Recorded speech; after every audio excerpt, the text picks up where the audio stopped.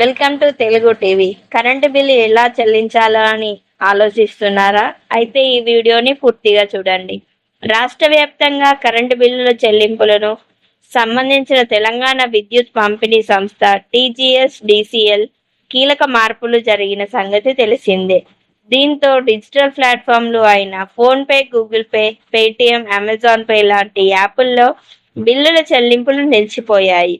వినియోగదారులు కేవలం TGS-DCL mobile యాప్లో ఆన్లైన్లో కరెంటు బిల్లులు చెల్లించాలని అధికారులు వెల్లడించారు.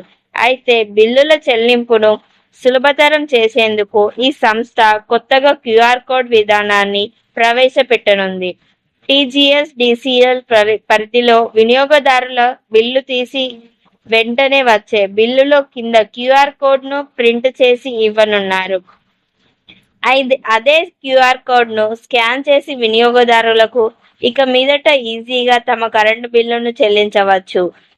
మరిన్ని వీడియోస్ కోసం మా ఛానల్ని సబ్స్క్రైబ్ చేయండి. Welcome to Telugu TV.